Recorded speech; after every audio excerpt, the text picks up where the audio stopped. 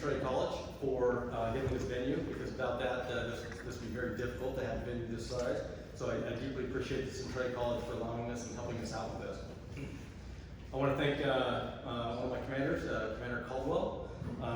He's the one that set this thing up, and he did a great job getting the instructor here and making sure that everything was set up like it should be. So I appreciate that. Thank you, Commander. And I also want to thank a special thank you to Tracy Murphy, who leads our joint narcotics enforcement team, which is better known as JNET. The JNET team is, and law enforcement as a whole, is the team that's been out there on the front lines. They're the ones seeing these kind of trends, and they're the ones that have to deal with it. So the partner agencies that I also want to thank is the Shales Police Department, who we partner with in JNET, the Washington State Department of Corrections, and the Drug Enforcement Administration, better known as the DEA. And I'd also like to thank everyone here that's attending. Because without you being here and wanting to better understand this epidemic called drug abuse and drug addiction is the only way to start the conversations.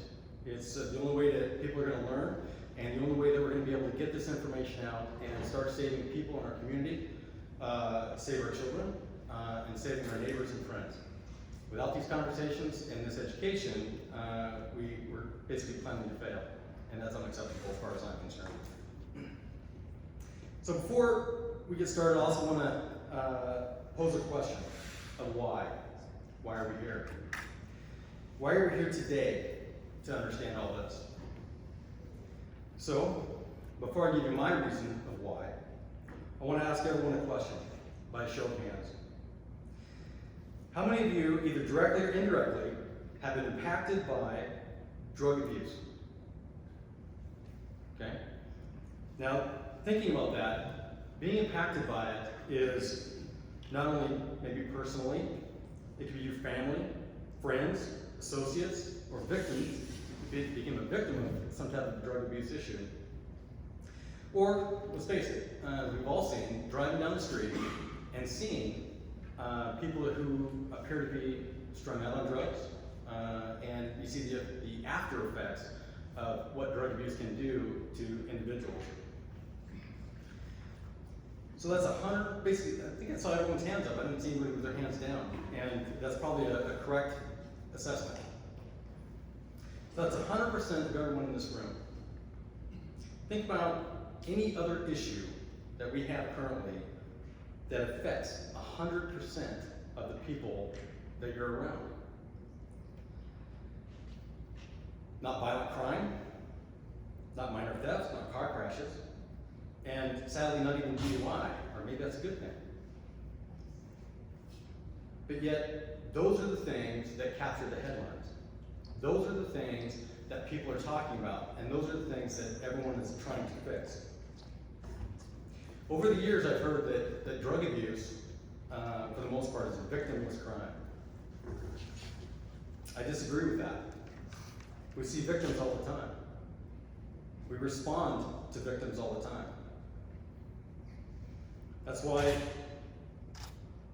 the people in the Centralia Police Department and law enforcement, JNET, we take a very serious stand toward the drug abuse problem. We investigate them as vigorously as we possibly can, to include people who are one-time users that pass away. We want to make sure that if somebody is dealing drugs in our community, and we have victims to that drug dealing, is that those people are investigated, found, charged, and hopefully sent to prison for their actions. Because we do have victims in our community, and there's a lot of them, sadly.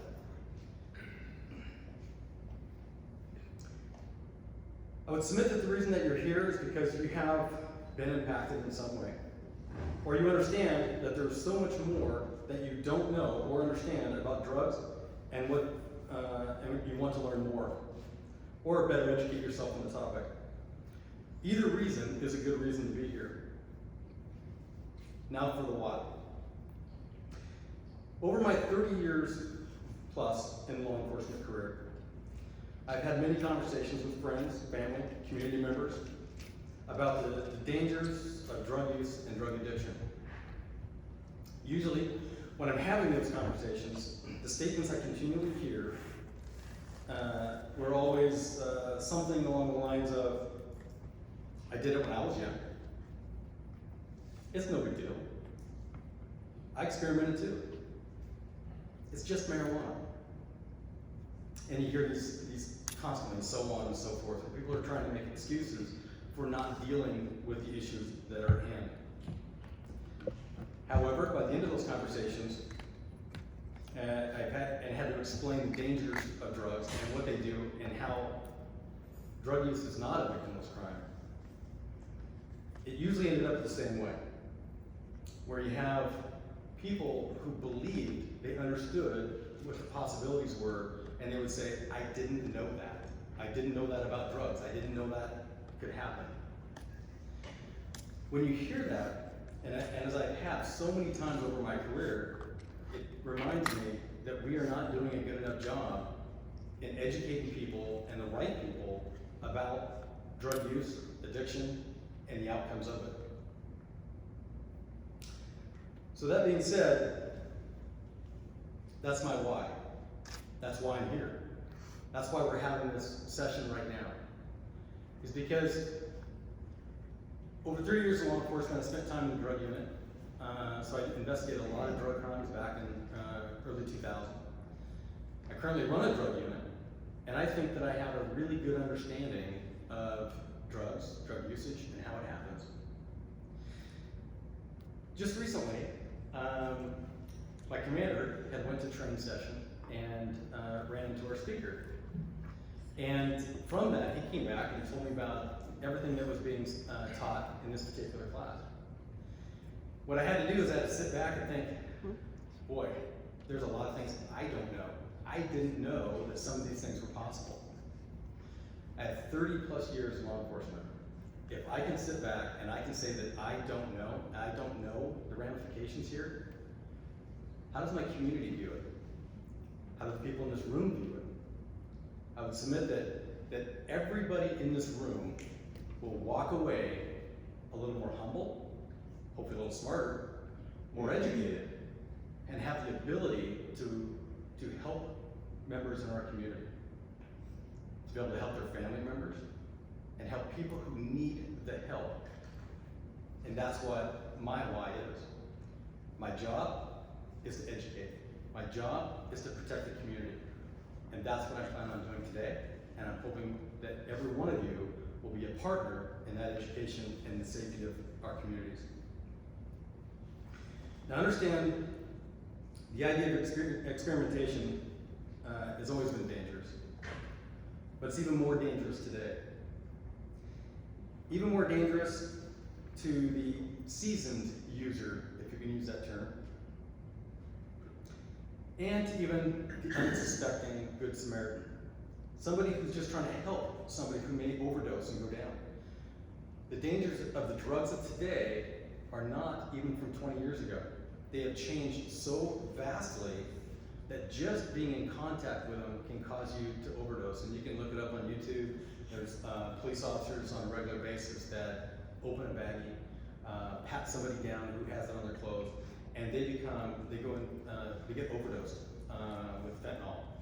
And that's happening more and more as the days go on. Nowadays, police officers, more than ever before, carry naloxone for overdoses. What people don't understand is one of the reasons we carry naloxone is for officers. When they accidentally get overdosed, our canines carry 2 vials of naloxone for their dogs, because if they're trying to sniff out the drugs, we can accidentally overdose them as well. So when you think about the dangers of first responders, that's why I invite all first responders here, because they are very much in bad situations. When you talk about just family members, you come across something that maybe a friend or a family has, it's very easy for them to become overdosed accidentally, first time ever. So that's part of my why we're here, is because I want to educate everybody as best we can on what to look for, how it's happening, and how we can best protect ourselves. So, I know you're not here to listen to me, and I appreciate the time that you've offered and you're giving to me to be able to say my piece about this. So I thank you again for showing up. But what I'm going to do is, I thought about giving our speaker and giving her her history, and of course I looked at it and it was so much. I'd be up there for 10-15 minutes just talking about her history and her abilities. So I told her I can't do it. Just no way. So I'm going to let her introduce herself as far as what she's capable of in her history. But what I'd like to do is ask everyone to give our speaker a warm welcome, Stephanie Siete.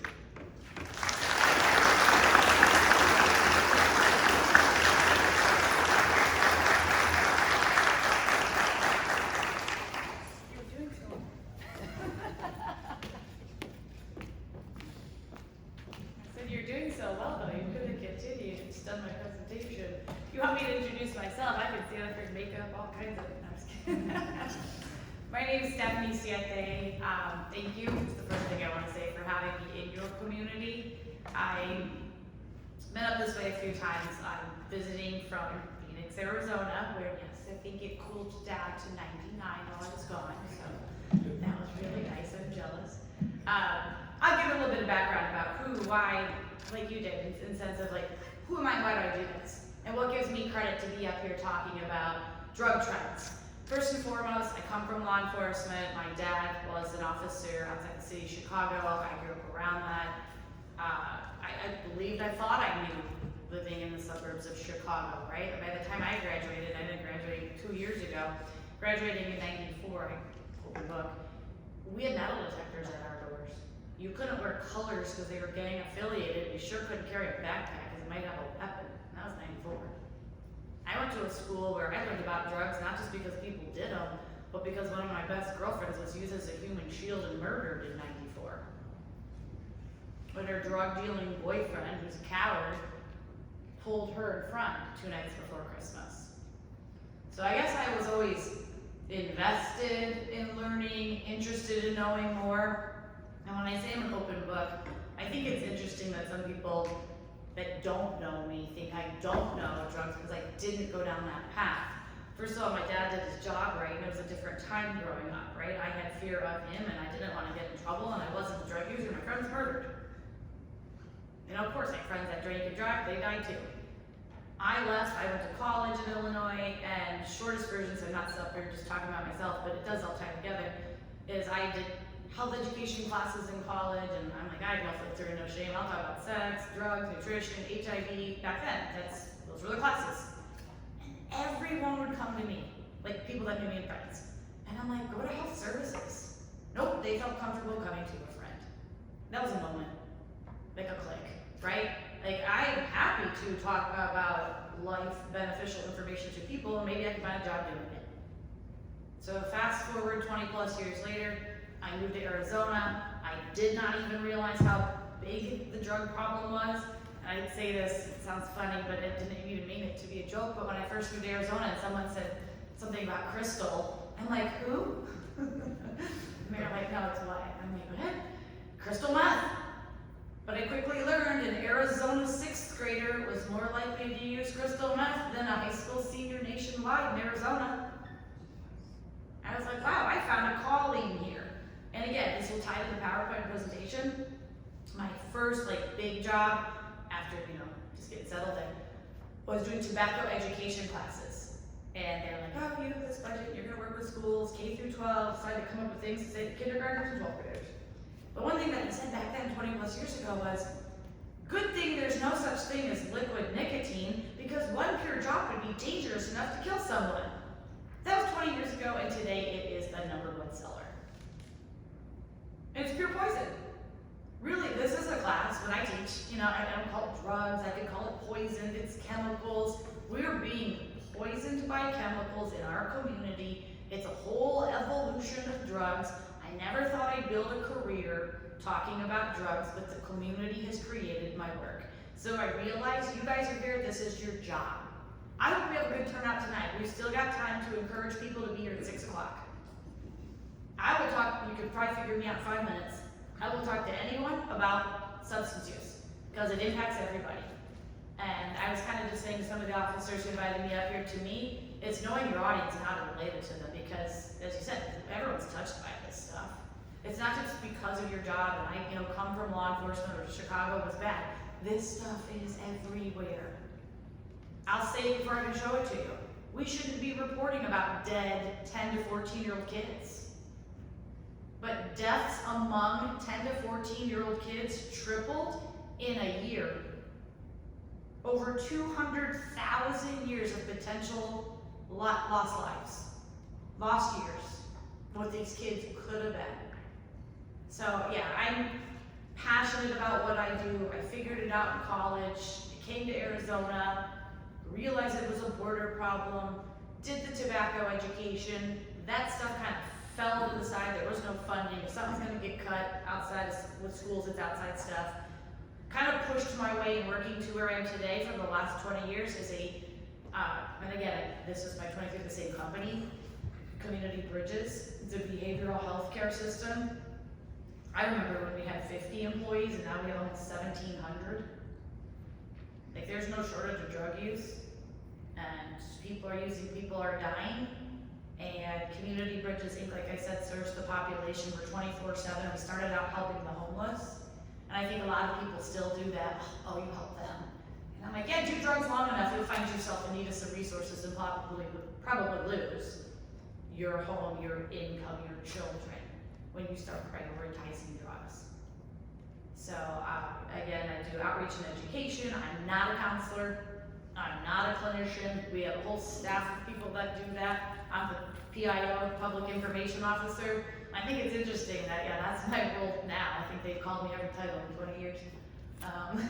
Happy to answer the media, but I still want to do my passion, which is this, education. So I'll go anywhere and talk to anybody that'll listen. So thank you for having me here. I think I know a little bit about this, like I said, because I've been in the field for a really long time. I've trained law enforcement around the country. I met some of you guys all these places. I traveled so much. It was Nashville. It was the International Narcotics Interdiction Association, and that's literally what got me here, was doing seminars there. They're a great resource, INIA.org, if you guys want to look into them. They do trainings every year, but also around the country. I've just been a representative for them. So I think that's enough about me. Just kind of giving you the background. I talk really fast, that's why I limited myself to 1 cup of coffee. But there's so much to say. Again, I always joke that I don't need the slides, but they're nice little enhancers. So if you want the PowerPoint, that's the other thing. I'm happy to share the PDF of this. This is a lot. If you want to take pictures, if you want to take notes. I think when you get to the field that you and I are in, we're expected to know all of this. I do pride myself on staying on top of this. I'll say it before we even get to it. I know about the whole rainbow meth, or there is rainbow meth too. There's rainbow, Skittle-colored fentanyl. I always tell people this. There's no right or wrong way to do drugs. We can spend an hour on creativity, but that's like the rated R class. This is PG-13 this morning. There are some unique ways to put drugs into your body. But at the same time, you'll kind of see a tone that I even talked about this morning is the behavior. You can vape it all. That's really what I might call the next class. You can vape it all. Nicotine, marijuana, fentanyl. We're going to get into all these chemicals, and I know I'm in a unique area in terms of the law when it comes to drugs, but I approach this from a health perspective. I approach this from an education, especially with our youth perspective and what they don't know. So when you talk about experimentation, you can't experiment nowadays. 1 pill can kill. I'll show you some of the resources up here where parents are like, sure, my kid chose to take a pill, my kid didn't choose to die. So all of these drugs are concerning, and they all alter your mind. Again, we've gone from a time where people were like, well, back in the day, well, we're not back in the day. Marijuana, that was 2 and 3% potency in the THC, is like 90%. So it's heroin was 3%, and now we're 80% and upwards. They're all mind altering at a stronger level. Synthetic just means man-made or chemically altered, so we'll talk about all of these right now. Again, to me, that's kind of the overview, and it's so hard to kind of turn and look. I have most of them memorized, but So stand aside here, just do this. I hate podiums too. I'm a mover and talker. I just hope I don't fall off the stage. Whole new recipe of methamphetamine, and I shouldn't say I assume, but do you guys know that? That it's old school of pseudoephedrine. Oh, we're restricted on pseudoephedrine. There's a whole new P2P, phenyl-2-propanone. I can give you the author of the book, Sam Quinones, has the book in here, you can look it up, and all the research, what's coming out of Mexico, they all are. But this meth that's out there now will decay you, mentally deteriorate you to the point where you will not recover. So that's completely new and scary. Heroin, I'll say it now, I'll give you a resource to watch in a little bit. Most of the heroin, almost 70% of the heroin in this country is fentanyl. Hear me say that 70% of the heroin out there contains fentanyl. Again, vaping, again, to me it's common sense, this class. It's just good to talk it out. But how it's destroying your breathing. I remember when we were all sitting there in March of 2020 going, what in the heck is COVID? Like, what's going on? Where am I not going? And the more I learned about respiratory problems, I'm like, well, this is gonna make my job easy, because vaping destroys your breathing, and what's the #1 killer with opioids? What fails? Your breathing, respiratory arrest. I'm like, well, gosh, this might make it easier, but it really hasn't changed. It hasn't gotten better, I should say. It's gotten worse. And I thought, well, gosh, if we just talked about common sense, maybe people wouldn't do all of these things. We'll talk about diamonds, not just the blame on fingers, but diamonds is the new marijuana that just looks like crystal meth. And again, no right or wrong way to do this stuff. So you're always going to see different formats. Fentanyl's killing everybody. I'm big on talking about truths and lies. So manipulation, and no one likes to put the word lure in front of children, but tobacco companies manipulate and lure children with their flavored tobacco. Before I even get to slides, I'll just tell you there's over 15,000 flavors that market kids. I told you a little bit about my background with Community Bridges at one agency. I also currently represent nationally TFK, Tobacco Free Kids, PAVE, Parents Against Vaping and E-Cigarettes, because that crisis is out of control with our children, and I've learned a lot about vaping. So you're gonna hear me connect that to every single thing and show you images and pictures of over the decades of data of what they've done. Here's the thing, teen brain, they don't know a lot. They're gonna be easier targets and victims. We adults, adult brain, we're supposed to know more. But Purdue Pharma manipulated and marketed us, right? I mean, come on, I see head shaking. There's TV shows, there's books, there's things. If you don't know all this, I'm gonna show you movie clips and things you need to be watching about recent history, where I call them the American cartel. Purdue Pharma, not afraid to throw that out there, killed 1 million people in 20 years in this country by lying to us about the addiction rates of their new OxyContin. There was already opioids, and they said theirs was new and wasn't addictive. We'll get into that. And marijuana's following the same suit. I'm not gonna apologize for that.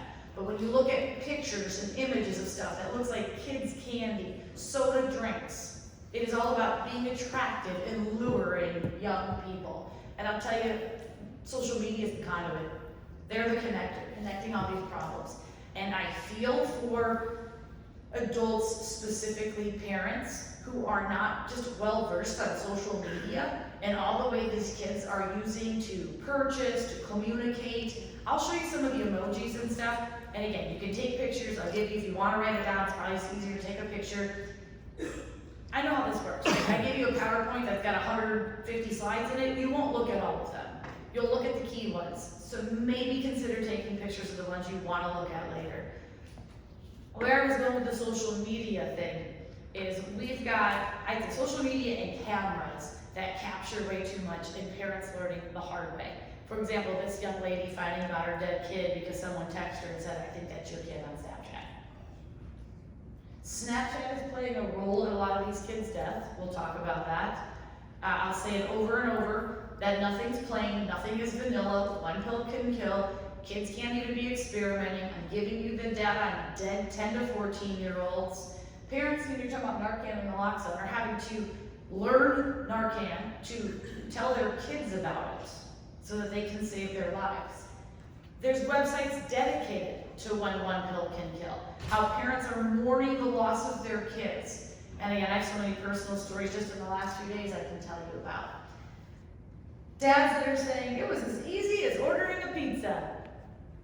This is delivered to our front door. We've got to get an old school mindset of going down to the street corner with some cash. First of all, we'll carry cash. It's all done electronically, and it's all done via, like I said, different social media apps.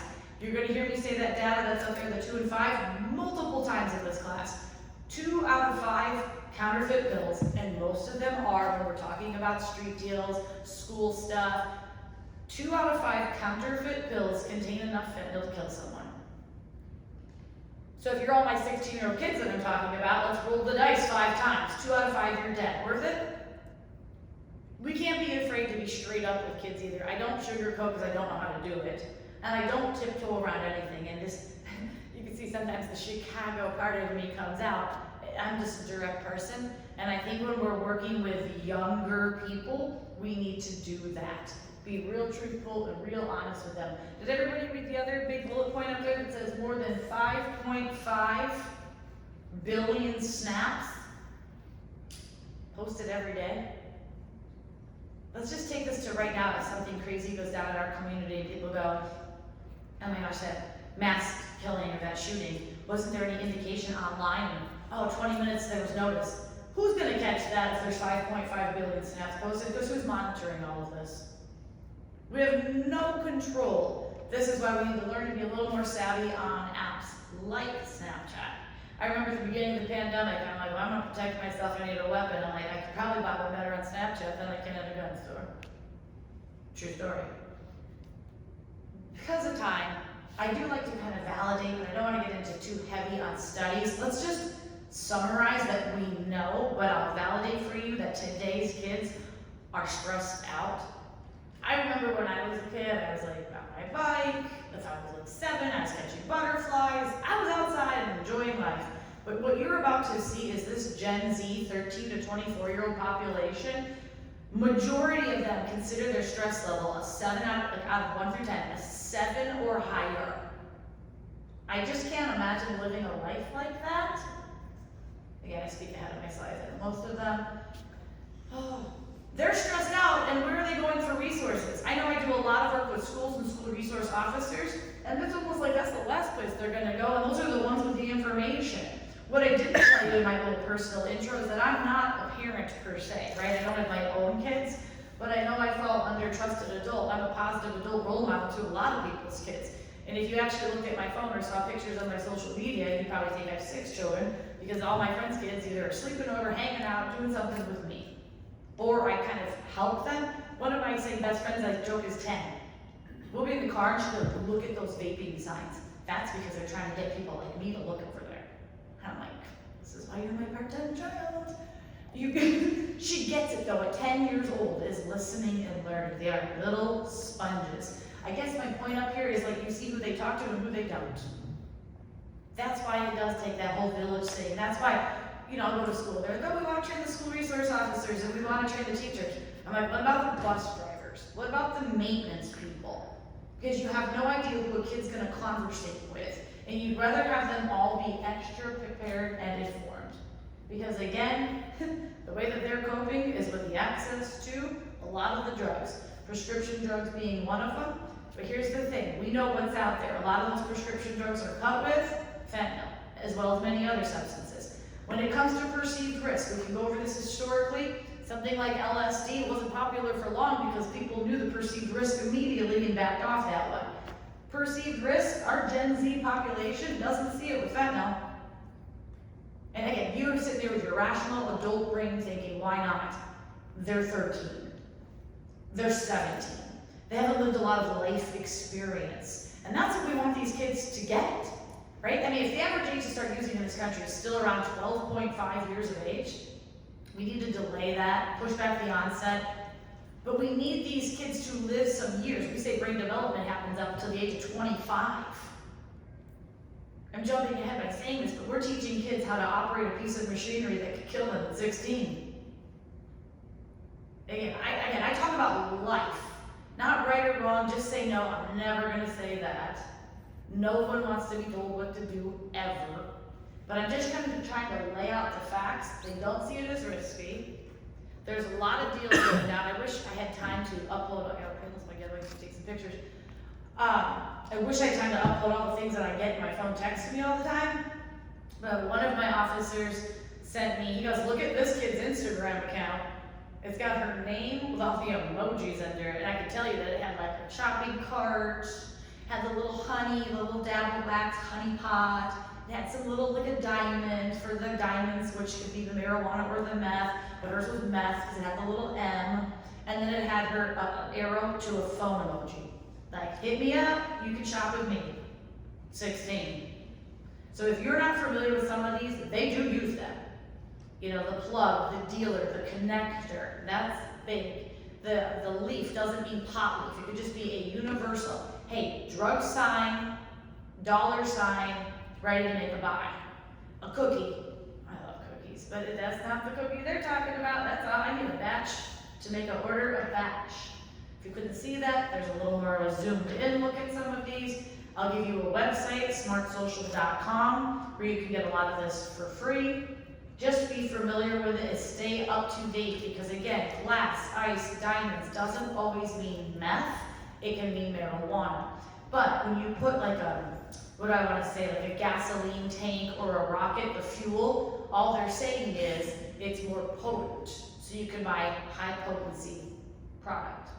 If we have time, I'll show you a video where when we get into marijuana, some of these kids are only 18, 19 years old in recovery saying I was never going to be a high functioning adult if I kept using high potency product.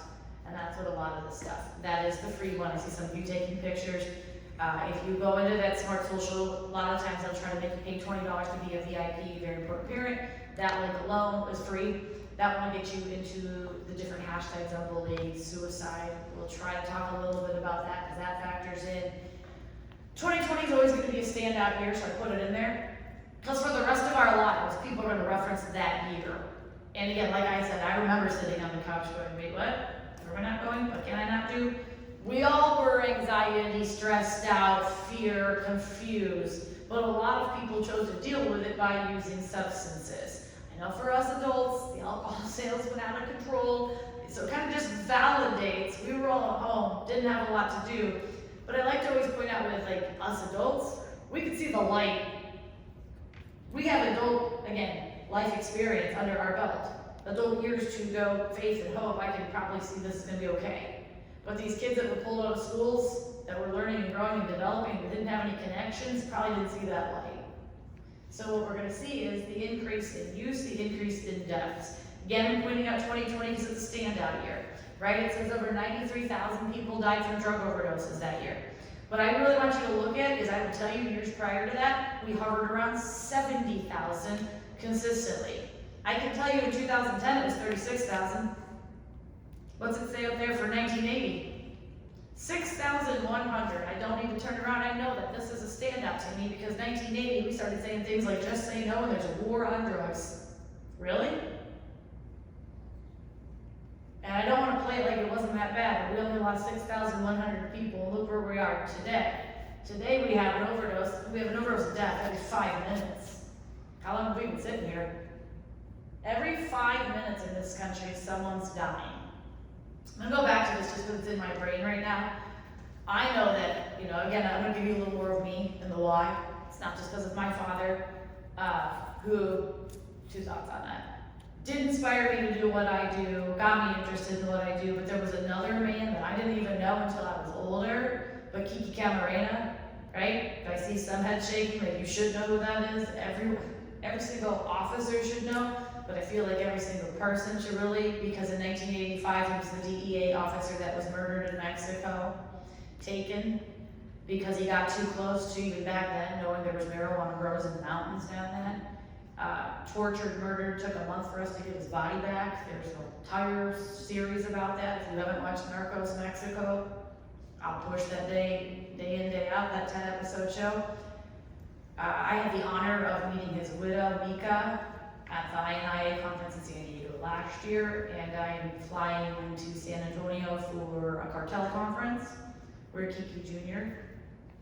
is presenting, and I'm sure I'll be a mess for that. But I just think about people like that gave their lives to protect us when this is what he was dealing with back then, was the 6,000 numbers. And we've continued to get worse. The other reason I bring him up is because people go, especially if they have kids or work in schools, oh, Red Ribbon Week. It's not about just tying a bow on something and saying don't do drugs. The red ribbon was in the memory of Kiki and was tied around trees in San Diego where he was from, and then it took off nationally.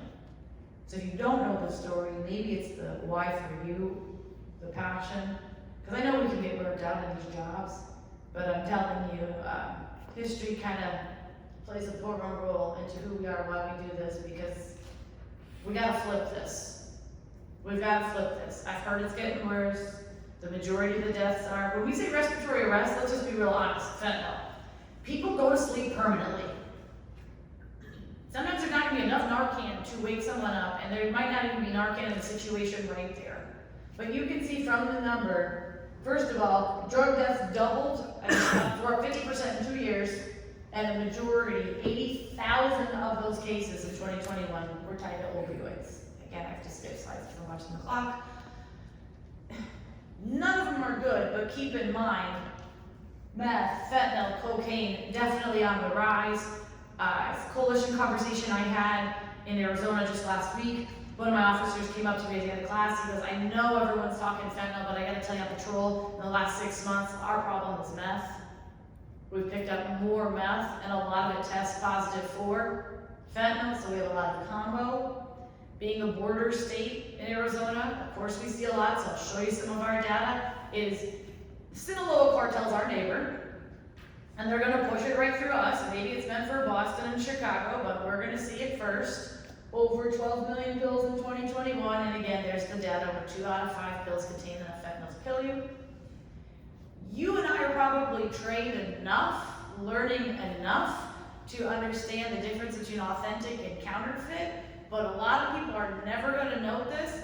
And again, we talked a little bit about rainbow and Skittle fentanyl. You never know what you are getting on the street. It looks completely different all the time. Things can be pills, powders, liquids, patches. Some of this I'll show you looks like chalk, but I think it's important to try to educate people and kids about the difference. I kind of already mentioned this. That's the one slide I have about alcohol, but I won't take it out because I talked about brain development. It makes sense with a kid that traffic fatality with underage drinking go hand in hand. You can see why that's the #1 killer when they're learning life skills and getting impaired by chemicals. Adults screw this one up too. That's another thing moving to Arizona. I had no idea that wrong way driving, I don't know what that's like here, but in Arizona it is almost a daily occurrence. Look it up. I will not drive at night if I don't have to, with how many people are killed going the wrong way. But when it comes to kids, the fact that homicides and suicides are right up there with them. Now that you've kind of got like an overview and flow of this, I will tell you in the next 45, 60 minutes, I'm going to talk super fast and do highlight reel. And there are summary slides, but that's just an opener to get you to realize it's a different world right outside these doors. And working for a drug detox center that started out helping the homeless, drugs don't discriminate. So I'm over all these people that think it's a certain image. It is a stay-at-home mom. It is a college kid. It can be absolutely anyone. Drugs do not care what you look like, what money you have or you don't, where you live or you don't, what color you are or you aren't. And I'm not afraid to put that out there like that. I won't tell people what to do. This is not about just saying no. That flopped for a reason. This is about being in the know. K-N-O-W. Being a knowledgeable person. It might save a life. So even if this is review for you, great. Share it with your circle. Your spouse, your sibling, your kid, your neighbor, your golf partner, someone you work out with. Because mark my words, the general public does not get this and does not know. Utilize different community resources. Again, I'm honored because this is like my peer group. Tonight, we don't know how many people are showing up. They might turn a blind eye, not think it's them. We have got to get people to start thinking outside of the box. I'll give you one really good example that I've got in the last 2 weeks. My friends are like, why are you going to this luxury realtor group to talk? I'm like, I don't know, they invited me. They'll talk about drugs everywhere. And I had 30 minutes. Oh my God, all the jaws that hit the floor. I felt like I grew in there in the morning by 9 a.m. As a result, all of these almost 100 different realtors that represent different areas want to utilize like movie theaters or rent them out and bring their clients and their staff because they're all working parents. And I said, you just got it. You thought outside the box. It doesn't have to be school, and it doesn't have to be, we just got to think about different ways of getting to the people because it impacts us all. So I will tell you, this is a forte. I get a little excited talking about vape because in all honesty, it kicks me off like you wouldn't believe. With, like I said, the luring and the manipulation behind this stuff. People are burning their lungs, but kid population, and again, you guys are so quiet this morning, but I kind of need a little participation, maybe even just hands. Is vaping concerning or problematic with schools in this area too? So yeah, I do national webinars and seminars, and I was talking about how many schools in Arizona have even had to replace plumbing systems because all the kids that flush them down the toilets and it backed them up and the school year started where they had to pull the plumbing apart. And some of my other states were like, well, no, we haven't seen that yet. So there's always like these different aspects to it. But we were just talking about how it burns the lining of the lungs. Remember how when I opened up, I said back in the day, you know, there's over 20 years ago, there's no such thing as liquid nicotine, or good thing there wasn't. Well, you don't drink it, you'd still die from that. You should understand that you've got to take those little drips, those little pods, you've got to heat them up to over 400 degrees in order for them to become a vapor. And just keep thinking about it like humidifier, right? We want the moisture from the water, we heat it. So you heat the little mods and little pods and all these things to get it to be a vapor so you can inhale it into your lungs. Well, at some point, that liquid, those little drops, will re-solidify and re-cool, right? In your lungs, which will do your breakdown and do damage to the lungs' ability to do their job, which is breathing. So we'll get into again how it impairs the breathing, it burns the lining. It makes sense if I tell you that this stuff can burn your fingertips and it can hurt your teeth or what have you, but your eyes, some of these things, again, even this is small, the clicker, and my little USB drive that we were joking about that I didn't lose.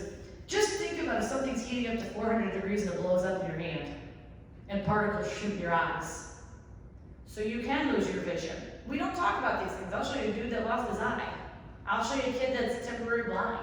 And I take blindness very seriously. I was just sharing that I've had detached retinas and surgeries, and I was a pretty young patient to have 4 eye surgeries.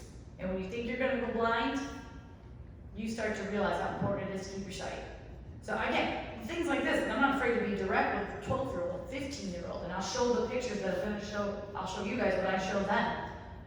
Toxic chemicals, getting into the wrong hands. If there's 15,000 flavors like ice cream cones and strawberries and chocolates, right? I'm sure 2-year-old toddlers and puppies might try to chew on this as well. And there are accidental poisonings. I hate people, oh, it was unintentional, it was accidental. Well, they still got toxins in them and some of them died. So you're gonna see why I think that, again, this is a bigger picture problem. Nicotine addiction and dependency. We're treating teenagers with full-blown dependency in their teens. That has been a very big rarity for decades, but if you think about it, again, common sense, you still can't smoke a cigarette at school. It's too tangible, right? No one busted out a cigarette class, but everybody vapes in schools, in the bathroom, in the hallway, right in the class. You know that. They just put the vape between their fingers, they put a little fist together, lean down like this, and just take hits through their fist. Or if it's a sub that's not paying attention and they turn, their head, kids take hits from this stuff. They do it all the time. So what's my point?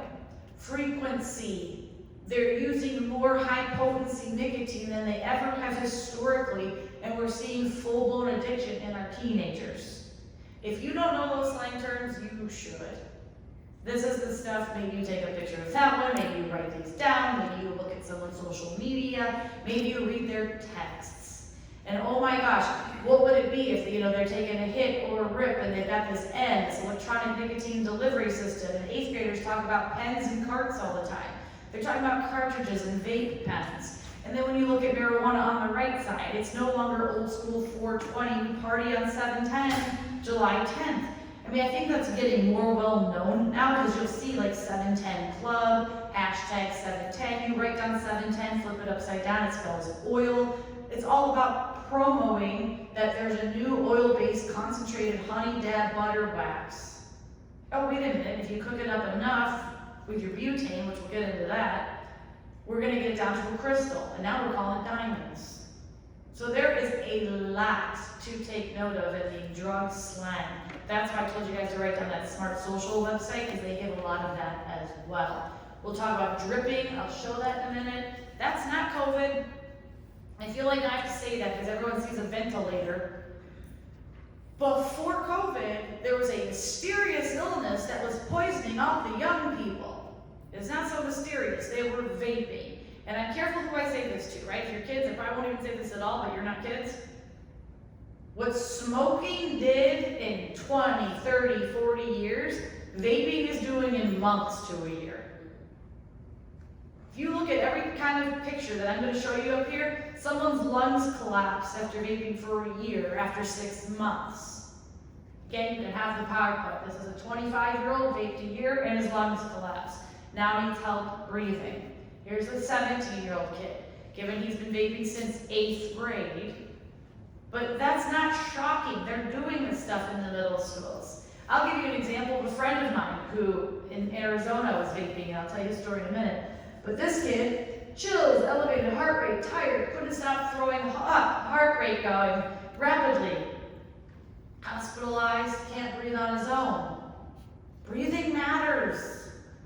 Again, I'll take this, I always do this like high level stuff and then I take it just back to a basic conversation. Breathing matters. The product almost tells you the truth in a sense. It's going to electronically deliver nicotine to your respiratory system. Ends. It's going to burn, it's going to get there faster. A quick little health overview, right? Cilia, the tiny little hairs around your lungs, they're supposed to be there to serve as a protective barrier, kind of just attributed to our nose hairs. We see those, they actually have a purpose. They keep out debris. The cilia are supposed to do the same thing around your lungs. But if you're a vapor or a smoker and you burn them away, you just burnt away your protective lining. Again, you kind of can get, like I'm doing this with you, I'm doing this with how I talk to kids. To me, it is common sense as to why someone might be more susceptible to getting sick when they've burnt their protective layer. And you hear I use the key words that we've heard in the last few years. I said this, but I want you to read it. These are oils that you're putting into your lungs. And some of these flavors, 15,000 of them, certain chemicals are more dangerous. Certain flavors are more dangerous. You might have heard of diacetyl. It's a very potent chemical that can cause that popcorn lung, an irreversible lung infection. That's in the strawberry flavor. So some of these little oil droplets get trapped in your lungs, causing the damage so you can't breathe. I don't know about you, but I don't think it's quote unquote normal for a 16-year-old kid to need a double lung transplant. A double lung transplant? This kid's an athlete. He's a know-it-all, right? Because weren't we all at 16? He's like, I'll just quit vaping by August. That's when school starts. Because I'm a track star and we run then. So, and he knew vaping wasn't good for him. So he vapes for the 10 months prior to that, quits in August, already did the damage, spends 29 days on life support in October with a 10% chance of survival because he had already destroyed both of his lungs. Doctors had to go in there, cut his chest open, and take out the lungs and put 2 new ones in. Now I see some heads shaking and I get the reaction to this. Because again, we have rational brains. We're adults and we know that transplant surgeries can fail. And oh my gosh, the healthy, God-given born lungs you had are gone and now you put a stranger's in. Kids are invincible, we're tough. I would hate for a kid to be like, well, he got new lungs and he's fine. Transplant surgery can reject in 5 months or 5 years. I call him a friend, a 19-year-old kid named Dante in Mesa, Arizona, who was this kid at 18 years old, right? He takes one bad hit, that's the title of his presentation. We're actually speaking together coming up when I get back. His one bad hit was strawberry kiwi flavored vapes. It burnt down the center of his chest. He only did it because the girl in the car next to him told him to do it. He didn't want to do it, but he didn't. He's like, I'm not into vaping. He did other things, he admits that. But this was not his thing. But to impress a girl, he just took the strawberry kiwi, burnt the lining of his lungs. He goes to the hospital in the middle of the night and he stays there for the next 3 weeks because he burnt the lining of his lung so bad. His story, he'll say that the doctors asked him more about like what he did. They didn't know a lot about vaping. He was like, I'm almost educating them. They talked to him about if this doesn't clear, if we don't get you off of oxygen, because he's on oxygen machines, and we end up with a double lung transplant for you, you can expect a life expectancy of 5 years. No one really talks about that. Can you imagine being 18 years old hearing that and trying to digest that one? God's will and grace is that kid left the hospital with oxygen, and knock on wood has been okay, and he gets it. He is an advocate, a speaker, and I've been working on mentoring him for quite some time now, so hopefully he will do a good job, because I hate seeing it like this. Kids say, now they want to quit, or now they want to know vaping campaign, because now they know. I just wish they didn't have to learn the hard way. Dripping, that center picture is okay, 2 things. Dripping the liquid nicotine, what if you spill? What if you get it in your fingernails? Sometimes the holes like the head of like nail head, they miss, you spill. What if you don't wash your hands? Back to common sense. And now you rub your nose, you rub your eyes. We opened up talking about fentanyl, we'll get into that as well. They're all toxins, they're all poisons. If we're getting exposed and we're not washing our hands, this can get into our systems and burn and be dangerous at a whole nother level. Now, majority of these kids, data tells you, right? 7 out of 10. 70% of these kids try this stuff because it tasted good, it was flavored, again, donuts, cotton candy, ice cream. Don't tell me that's not luring right there. Don't tell me that's not targeting children. Little cotton candies and little like Fruit Loops. You can see why a lot of these companies sued. And again, I know marijuana does the exact same thing. If you did not know I'll talk a little bit about Juul, but that little Juul puff thing, maybe 200 to 250 puffs per product. And now we've got some of these new ones, 1,500 opportunities to puff and burn your lungs. I'll give you guys some resources that you can watch where kids talk about. That's the first thing I do when I roll out of bed. I put my hand on my nightstand and take a hit. Like, that's how you wake up. I remember when gummy bears were just candy. I remember when they were marijuana, and now they're also flavored nicotine. You can see why a kid, a toddler, a dog, an animal might put this in their mouth. We have so many kinds of cases where, here comes mom and dad, I don't want to get in trouble, and they stuff things in a couch cushion and leave it there. And then, like I said, the family pet eats it or gets poisoned. And this, you have no idea, you're just getting to know me, ticks me off like you wouldn't believe. If I wasn't saving all the people from the drugs, I'd be saving all the animals. Probably best to help the people because I'd have that house with all the dogs. But, it's true story. You're learning me and who and why. I do have 2 little dogs that I think of as kids, and God help anyone that brings in a backpack full of this crap and leaves it on the floor, and my little puppy that's cute eats it and dies. It's not going to be okay. This is all preventable stuff. And you better believe, I'm not afraid to make a kid cry when I show them stuff like this. You should feel guilty because drug use is selfish. We're going to detox it long enough and you'll realize that these are selfish people who didn't care about losing their kids, who lost their jobs, who didn't provide, who me, wanted to chase a high. I didn't get help. It starts out of a choice. I don't think that that's like everyone's a bad person. I'm thinking that these drugs are that bad and that strong that they will overtake and people lose control, and we see it all the time. The easy way out is death. You should see some of our return offenders that have been coming to community bridges for their whole lives. We're celebrating our 40 years out of that company this year. Okay, the reason I show this is because I really do want you to think about this. That company knew exactly what they were doing when they created their product. They made it look like an iPhone box that with the case the product came in. It looks like a USB inside of that. It looks like electronics. It's got little flavored pods, and your starter kit is $4. This thing used to be $50, $40. You can get this little starter kit for as little as $5 with coupon now. $5. So one pod, let's say it, and I'll show it to you in a minute. One pod is equivalent to 20 cigarettes, which is a pack of cigarettes worth of nicotine. Haven't we said historically that nicotine and heroin were some of the strongest drugs to stop using? They're that physically addicting. And what we're giving kids in a starter pack is 4 packs of cigarettes to get going. PAVE, Parents Against Vaping and E-Cigarettes, I'll show you again their information, truly started because of Juul. Juul was going into East Coast schools need to vet their people better, but as a safe alternative to tobacco, they'd go talk to kids and try to lure them with their products. We keep hearing that the FDA, oh, we pulled it, we didn't pull it, we stopped some flavors, we didn't stop some flavors. Does it really matter? Because Juul has a lot of friends, right? We take away one. Okay, so what the FDA was recently going to do was pull their application. On my phone. 5 minutes, started checking in my flight, so I might do that in a minute. Want good seats. They're going to pull these products. They're going to take them away. But if you already own one, you can keep it. There was a lot of loopholes with this. So they pulled the application, 48 hours later they didn't. The Trump administration in early 2020 pulled some of the flavors, but kept a lot of them. I'll show you pictures. States are fighting back individually. North Carolina, they won one of the bigger lawsuits at 40 million. Arizona, we didn't get as much. We got 14.5 million. But the way I explain this is, look what we threatened Juul with. You're using social media, you're giving things away to kids, and you're marketing youth. We got paid 14.5 million. Stop talking.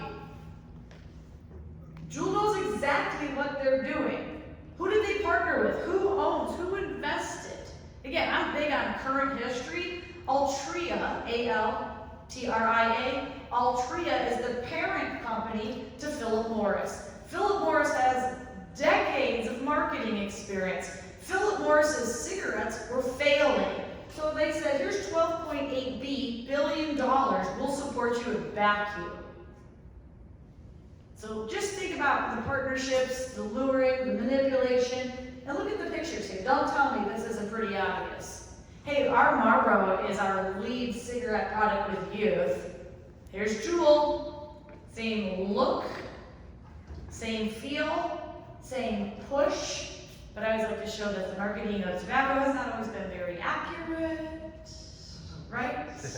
So you can't believe all the marketing when, what does that one say? The smooth taste expected, more doctors suggest. They were not always accurate in what they did, but their marketing today is switched over to bright, glossy, pretty, attractive colors for the kids. And even like, oh my gosh, the Ariana Grande ponytail, let's use that with another pic. You see what they're doing imagery with kids. And they also know social media and YouTube is a great way to market the young people. And if that doesn't speak volumes, that's our campaign photo for one Juul as equivalent to you taking down 20 cigarettes. I go back and take that one, leave it there. That is a good one. And again, I've explained everything about frequency, dosing, more nicotine. I just think this is funny, this is the marketing I like, this is how you're paying attention. You can read, right? I like because all these tough, again, I'm trying to not use my bad language, but all these tough kids, I'm like, strawberry muffin. I just don't get it. If they really knew how bad this stuff was for them, actually not just make me think about it. I was at a friend's house, New Year's party this couple years ago, and it's just in the neighborhood. And this one guy comes over and he's like, oh yeah, I live over there, that house, across the street. And I left like 25 kids in my house. They're all 16, 17. And I'm like, what is wrong with you? You're here and you left them all in your house? And my friend's like, well, you should go over there. I'm like, of course I'm going over there. I'm like, I think I'm fun and hip, and I come in with my little sparkles and I'm just talking. And some of these girls were nice. They're like, oh, you're so cute, you're pretty. And I'm like, oh, thank you. I'm like, you're really pretty too. I'm like, but that Juul in your bra strap ain't gonna make you look prettier. I mean, it's gonna age your face. And they're like, what? I mean, just, here's what I do. And I started talking to them. All of a sudden, I had this like little group of girls standing around. And I'm like, I know I'm older. I'd love to keep the skin and the aging process to halt it. But you know what that does when it plays oxygen in your face? I just thought it was funny and a good way to talk to kids. So this is a lot, you guys. And you can see why they're easily baited into this. $3, get a puff bar. It's pretty, it's the new Juul. There's some of the websites you can look at. Shows you all the cheap stuff. There's your warning for your graphic photos. It does blow up. It can shoot out teeth. It can leave blindness, like I said, rip apart hands. And we can't be afraid to show the real pictures like this one. This guy loses an eye. Again, eyesight's important. This guy, 7 teeth and ripped a hole in his tongue. Kids can say they're not vain, we all are. We all care. Broken, episode 2. You guys need something new to watch on Netflix? It's not exactly new, but I'm telling you it's worthwhile. You can show it to the kids. It's all social issues show on Netflix. Episode 2 is called Big Vape. Yeah, I have to figure out where I listens. Oh, I think there was another one. Move Fast and Vape Things. That was another one that was pretty good that aired on FX. They interviewed a lot of our PAVE parents in that. All right, the reality is, what did they remove? What did they not remove? Again, when you look at some of this, and I've talked a little bit about this, let's just get into the side-by-sides of this stuff. There's still a lot of approved products when it comes to vapes. They might say, oh, we took away the flavors, we left the menthol. I've also heard about the dripping. This is potentially a new way for them to get around all of this, is to make it flavorless and you drip your own flavor in. Okay, we just talked about the damage of dripping and getting that on your fingers and what that can do. I will tell you in Arizona, I just kind of want to put some data up there because I want to just also leave you with proactive advice and tips and things. We can't turn blind eyes. We can't just make things illegal. People, illegal. We legalize it. Legal's never meant safe. Legal is temptation. So then we'll make it illegal. That doesn't work with marijuana, with alcohol. People still get access to stuff. So in Arizona, in the city of Tempe, we're trying to be the first city in Arizona to remove flavored vapes from store shelves. 300 cities and 5 states on the East Coast have successfully done it. You know, I come from a tobacco family where my mom was a smoker. She could walk in behind me. I'm gonna turn around. I know my mom's smoking or just was because she smells like an ashtray. True story, she used to mail me presents to Arizona and I'd open the box and I'd Febreze it. Because as soon as I open the box, I'm like, that's disgusting. You could always smell tobacco. And now that you have candy flavored ones, you might think that it's a fragrance, a body spray.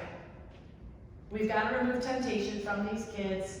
There's a Flavors Hook Kids campaign. Obviously there's an Arizona one, there's a California one, so you can put that little state logo behind all of them. But we're doing everything we can, and in this community, if that's something you're interested in, you get in touch with me, you can look at some of these campaigns that have been working. We're trying to remove them from store shelves.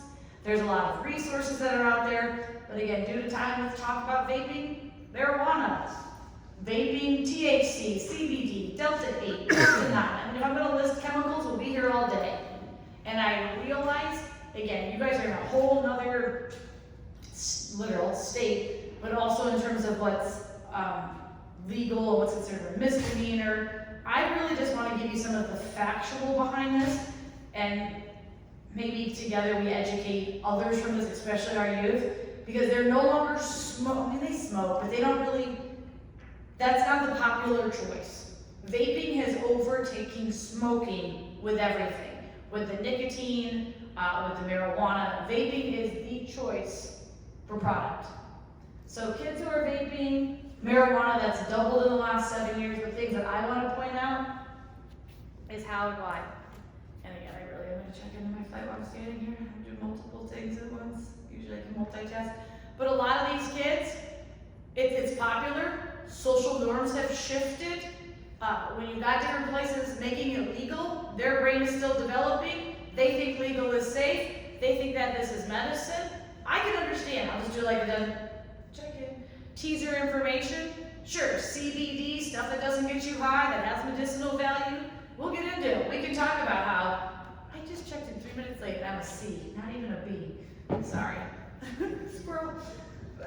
This frustrated. Good thing about myself, Trevor. These kids though have no idea those chemicals that are different. Adults, I'll say it all the time, you do you. If you got to where you are in your life, in your adult age and over the age of 25, like that deserves almost like a award. Because people aren't making it. But I do not believe that the chemical that we're about to talk about right now belongs in the developing body of a child. I don't think any chemicals do. I think we over-medicate kids. I do think there's an asterisk I do think there's, unique situations. If some 15-year-old kid is having 100 seizures a day and CBD seems to be working for him to make the seizures subside, that's great for that 15-year-old, but that does not mean all 15-year-olds should be getting high. So I want to get into social norms, why this is popular, the misinformation about vaping, and how some of these chemicals are so damaging to the lungs that they can be fatal in a first-time use. Now, one of my favorite slides that looks boring to everybody, because I know I'm also a former, I can give you my whole bio, but I'm also a former college instructor. And I literally took that job just as a side job at Community Bridges. They let me take Tuesday, Thursday classes to teach kids. And I thought, they're gonna teach me. I want to hear what all the 20-year-olds are doing to get high. And a lot of them, and their miscommunication is actually kind of sad. Because I know, even in our high school years, I look at them now, the way they look, and the way they dress, the way they talk, they all want to adult, right? I hear all the time, I'm like, adulting, I don't need a rule, I'm an adult. I'm like, okay. Where's the income coming for you to provide for yourself and your vehicle and your home and this and that? The skills that you're learning during the developmental years of your teen life are important. So if you start putting chemicals in your brain, it might take away your ability to focus, to be driven, to memorize things. I mean, I got this pretty memorized. I know what's behind me. I'm capable of problem solving. The best example is that I'm standing right in front of you today, right? If I tell kids that, like, I have a booked flight, I had to figure out how to get there, to get on the plane. In case the airlines cancel my flight, I gotta be prepared how to deal with that. I gotta problem solve. I gotta rent a car and figure out how to map somewhere to get to somewhere I've never been before. I know how to adult. But these kids who want to do that are being exposed to chemicals that are destroying, again, main developmental skills as teenagers. So again, I'm not going to tell them what to do, I'm just going to explain it to them and help them make better decisions. Because the marijuana today, again, I've said it and I'm showing it to you. It can be consumed, it can be eaten, it can be drank, it can be, a crystal, it can be candy, it can be leafy green, it can be vaped. There is no right or wrong way to do this stuff. That one in the center to me is overdose in a wrapper. Because when you break down serving sizes and stuff on this stuff, we never really get into it. All right, if you want the PowerPoint, you can have it, because I'm not going to go through marijuana law state by state. I will say, though, I can get why people say, Controlled Substance Act 1970 placed this under Schedule 1, and that seems dated. Sure, even back then, I can see why people would question that. However, today we've gone from being, 2% THC potency to nearly 90%. And if you get into a crystal form, we're at 99.9. So I get the question mark, but it's interesting now. I do know from doing work around this country and outside, partnering with narcotics teams outside of the US, that we look like a joke. And again, I don't hold back on this, right? Hey, welcome to America. Federal government says marijuana is illegal. But wait a minute, we have 50 states, and 37 of them have medical marijuana laws, and 20 with DC have recreational laws, so there's always a loophole. We're not consistent in anything that we do, so I can see why people get confused about this. There's been new laws that have gotten pushed, installed in the Senate. This is the part you can look at later if you want it, but it just basically shows you state by state what we're doing and what we're not doing. Kansas is always a standout to me because, again, that makes sense to me. That they'll allow up to 5% of the CBD THC for debilitating disease or illness. And a lot of, Arizona, we just don't want you to have the intent to distribute, so you just can carry a small dose. But as the formats can change all the time, I always go, of what? Leaf green, dabs, diamonds, which one?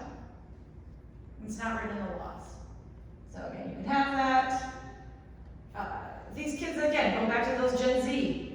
This is how we're treating ourselves. This is how we're taking care of ourselves. Nope, this is actually how you're poisoning yourself and it's causing more disease, anxiety, and stress. I don't know if this will play, because I tried to embed it by myself, and I don't know that I have a clue what I'm doing. Clearly, I don't. The other video will play, but you want to take a picture, You can look this one up on your own. This is the one where 18 and 19-year-old kids, I think that they'd actually still talk a little slow in their video, but they're like, I was not a high-performancing person when I was using. And I'm like, well, you still don't look, but they literally know, based on who they were and where they were, they get into looking at the dabs and the wax and high-potency use and what it did to their brains. And it was an, oh, well, I tried, so that's fine. Maybe I'll figure it out for tonight. I've mentioned this, so I'll kind of fly through it. Like I said, we're in a whole new era of the 710 and the wax form of this. If it's a refresher, let's just refresh together and say it out loud. THC, tetrahydrocannabinol. THC is so much easier to say. It's more potent than it's ever been. It's now nearly 90% pure. It can be hidden in little Carmex containers, little lip balms. You can just take a dab of wax on your toothpick and chew it. This has not gone away. This is still the format. And I get if you're like patrol and you see it on the street, but the fact that this stuff is that potent in the hands of a kid in 7th grade scares me. And how many of these middle school or high school kids sell to middle school kids? Wait until we get to fentanyl and I tell you about an 18-year-old kid that embedded himself in high school as a dealer. They left and right do this crap all the time. So we'll talk about butane, 90%. You get the compare and contrast here, right? I get why a lot of us growing up when it was 2%, it wasn't a big deal. Because there's a big difference if we have a scale of 0 to 100, 2's way down there, 90's way up here. This is, okay, put it all together. And everywhere, pseudoephedrine is restricted, right? Like you can't buy it, it's restricted, you can't go to Costco and buy in bulk, because they know it's the main precursor to making meth. Butane is the main precursor to making dabs. That's not restricted. Butane alone will cause psychosis. Butane alone will induce psychosis, increase your likelihood of hallucinations, paranoia, panic attacks, violent outbursts. So when I put stuff together like this, it's not to be funny, it's to show people there's a more likelihood, if it's 90% cooked with butane, that you might have delusions, paranoia, panic attacks. Oh, by the way, the internet will show you how to make it, and they probably should warn you that it can blow up. Arizona will take a fan, will take air conditioning, you won't live without it. But if there's a change of airflow in a room, from a door opening, a window, you using the butane in your flame can cause this thing to ignite. Now this is going to be real fast, and then I'll show it in slow motion. But again, these are what labs look like when they blow up, just with airflow change. So you've got the one guy that's going to exit the room, the other one down there with the flame, the butane, the wet dabs, and it ignites. His friend gets out of the room. You can see the other guy turns into a fireball. He's got fire on his head, he's going the wrong way, the walls, the doors, the ceiling, everything's coming down on him. And I think it's interesting when he turns to try to get out of the room, notice the door shuts on him, and now he's standing in a wall of flames. That's him standing there before he finally gets out. And again, I've worked with a lot of people for many years, and I go, well, you know what? Stupid is stupid. You know what I mean? Like, well, that's the risk you take. Okay, but what about the impact to the innocent parties? Heat rises, right? What if a loved one lives above? This is why I want college kids to pay attention, to report incidents, concerns. What if that's their first, off-site apartment off campus, and the guy below thinks it's funny to make marijuana? Environmental impact. Because of time, you probably saw this at the beginning. I was just showing like this outside and all the environmental hazards that it contains. I'd rather show you the fentanyl stuff. There is your diamond form of this, more potent than it's ever been. CBD, cannabidiol. My big thing on this is, like I said, this might help with anxiety, help people sleep, take away pain. History's going to show you. CBD doesn't get you high. Again, this to me is common sense if you just look it up and talk about it.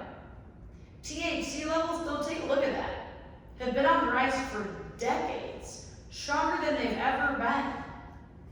I still don't believe, I'll say it again, that chemicals belong in the developing body of a child. But this is where we get confused because a lot of these plant-based substances grow naturally, but then we enhance them through the cook process. so you never know what you're getting. It can look like food and candies. The industry will tell you, it's underlined right behind you, that the biggest main problem with our industry is that we permit products at higher concentrations that are legal. It's supposed to be under 0.3%. Let's actually look at the potency here in a second. You can see how effective this stuff is. 1 ounce makes a lot of gummy bears. That's the one I keep saying is an overdose in a wrapper. Are you supposed to know that 400 milligrams should be cut into, 15 equal pieces? How do I know that? That's 400 milligrams. Let's look at dosing. 1 to 2.5 milligrams is medicinal for new users. This one you might use at the very beginning to improve your focus and creativity. It's newer, it relieves the pain. Let's go to the middle. Let's just jump right into 15 to 30 milligrams. Remember, this one's 400 milligrams, but at 15 to 30, you may impair your coordination, alter your perception. This is almost like drinking and driving at 15 to 30 milligrams. Let's just go to the high end. 50 to 100 milligrams. This is 400. 50 to 100, it almost does the opposite of the intention, right? Because now you're gonna have a rapid heart rate, it might cause nausea and give you stomach pain. At the higher end, which is rounding up to 100 milligrams, this is 400. Don't tell me they're marketing and luring young people with these products that can poison them. And I'm careful how I use the words on this, you guys. You can see why Kellogg's sued. No one would notice the pop and pot tart without the circle, especially a 5-year-old kid, 8-year-old kid. And I know people kind of laugh at it, especially kids when I show this, but they don't laugh when I explain Karma Candy in the upper right-hand corner with 101 milligrams of THC in 1 serving, and the serving size is cutting that in half. Cutting a piece of caramel in half. 101 milligrams. So, this is not about kids. Here's a 48-year-old man in Denver, Colorado in 2014. It's legal now. He buys that. He's like, in the safety of my own home, I bought something legal. All right. He says to his wife, it's not like I'm at a bar where I'd be drinking and have to drive home. That's more risky. So he eats his little Karma Candy. The greater the potency of the THC, the more likelihood of paranoia, panic attacks, violent outbursts, and delusions. He starts hallucinating. He starts freaking out, going crazy, cussing things out, talking about death and dying, talking about violence. His 44-year-old wife's so scared, she calls 911. She's talking to the dispatcher, and she's like, you hear this? My husband ate marijuana candy. I know it's legal and everything, but he's acting nuts. And our 3 sons are watching their father behave like this. Is there anything you can do to help us? The call ends 11 minutes in when he shoots her in the head with a family gun. He got a 30-year prison sentence for killing his wife in front of their kids. And I'll tell you, when I talk about drugs, a lot of times it always comes up, the why is because of trauma. Well, there's some trauma in these boys. They just watched their dad murder their mom. And their whole world changed right away. Their family's gone. He spoke out in 2017 from his prison cell saying that was not the marijuana that he used previously, and he didn't expect to experience that kind of reaction. That's because it's high potency, and we don't live in the old school back then. But then again, you guys, I talk about Snapchat, TikTok. You know how many little videos are on there promoting the weed light, the safe weed for the kids? That's because the USDA says, well, the 2018 Farm Bill says that Delta 8 is hemp, it's okay. Delta 9, not so much. Yet they both can have serious health effects. Neither one are regulated. And you're starting to see the same kind of intoxicating effects on this. To me, it's just the argument of the different acronyms. The FDA, the DEA are like, no. The USDA is like, yes. And we can't agree on anything. But because of media, social media, marketing, kids can get almost anything they want. They can even buy a vape cartridge and a flavor. How are you going to know what they're using? Cartridges contain absolutely everything. We don't live back then. Our now is understanding this is more potent than it's ever been. And I give creativity to this man that stuck a vending machine on the side of his house and made bank selling this stuff because like I said, he gets bonus points for creativity on this one until he got caught. Wrapping it up, let's talk about the opioids. And you can see why I almost said, what was I gonna call this? A vaping class, or you can vape it all? You can vape fentanyl. There are tainted vape cartridges with fentanyl. And again, it's not the media, but I do enough of the schools and coalitions that in the East Valley in Arizona, there was already some instances this year with tainted cartridges with fentanyl. What do they say, one pill can kill? I'm curious about the one hit with this kind of stuff. Schools are seeing it, warnings are out there, kids are being poisoned. I want you to think about it. You can die from one hit of a vape. We say unintentional, accidental, didn't mean to do it. If you don't have Narcan, you're probably SOL.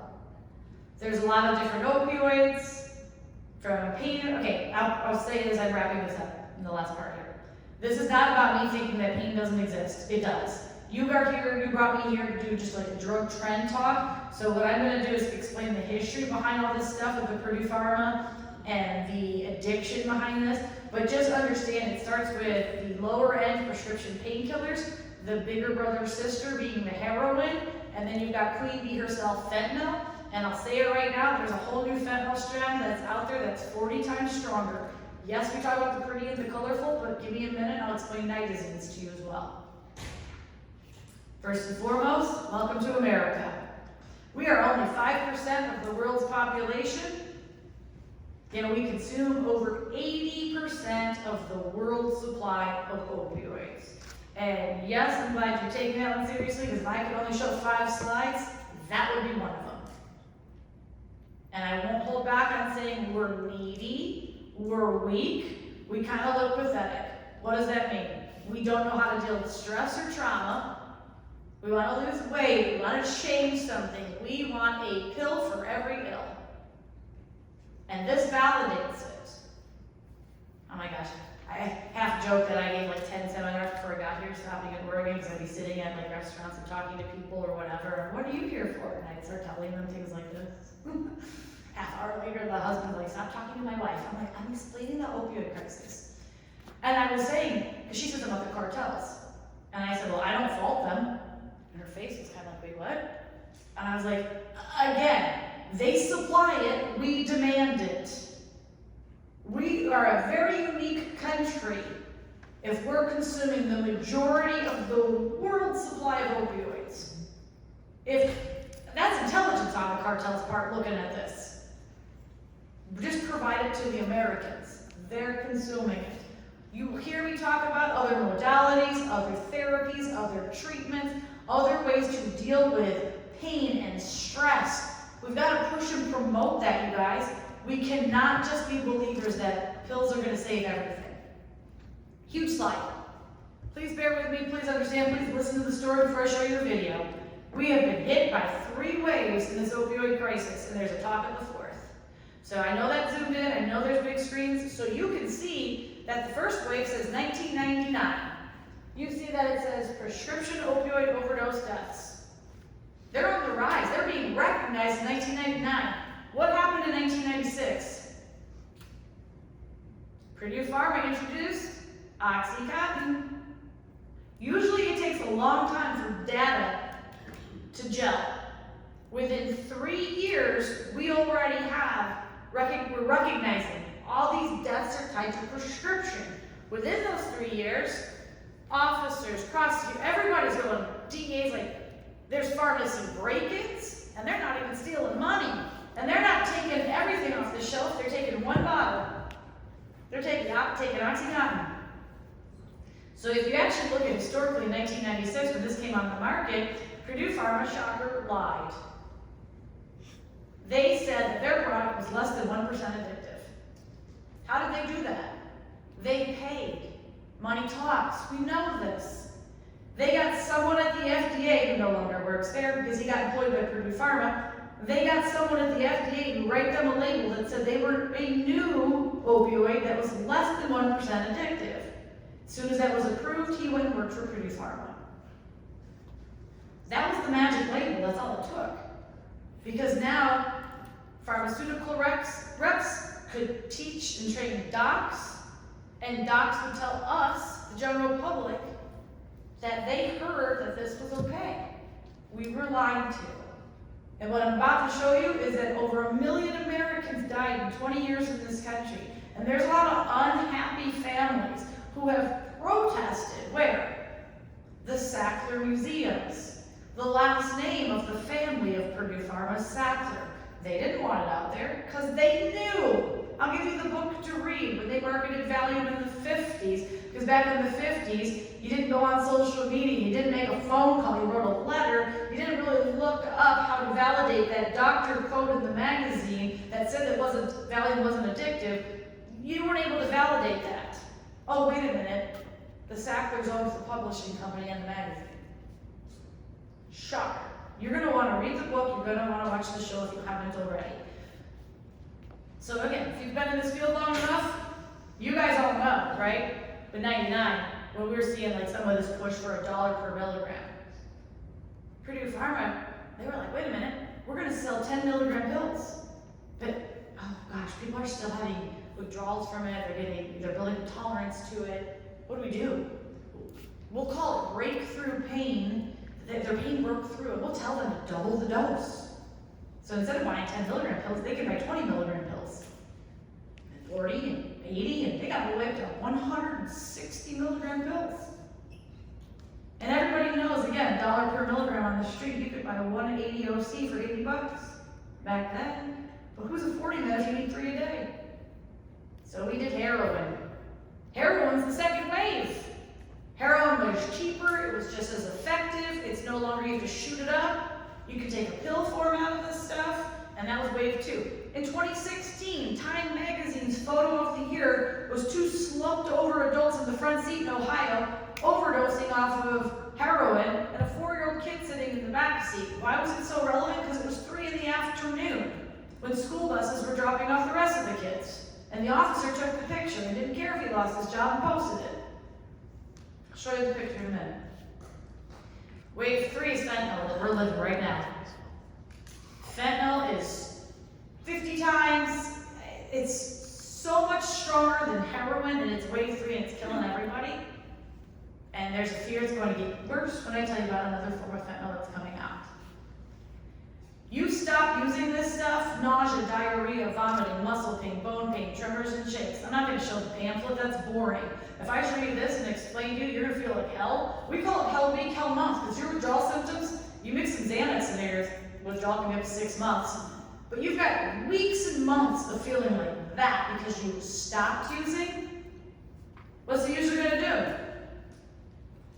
Most are going to, come on guys, I know like I'm a speaker and you're just there quietly, but I'm glad this isn't after lunch, that's what people are nodding off. That's heroin, guys, I'm kidding. Little laughter, see, I know you're there. But you get where I'm going with this. You feel like crap for weeks and months. And let's be honest about this, you couldn't pay me enough to do intake. People are going to the bathroom in their pants and throwing up on themselves. No universal precaution in the world, no. But they feel like that, so they keep using to avoid that. Doesn't it all of a sudden make sense that they're just going to keep flooding their respiratory system, go to sleep permanently eventually? That's what they're doing. That's why I'm so frustrated with Purdue Pharma, because they started it. They push these things like they were no big deal. Every age category's had an increase in overdose deaths. Told you that the Sacklers had so much billions of dollars, they bought artifacts and then they bought museums, and they did put their names on the museums.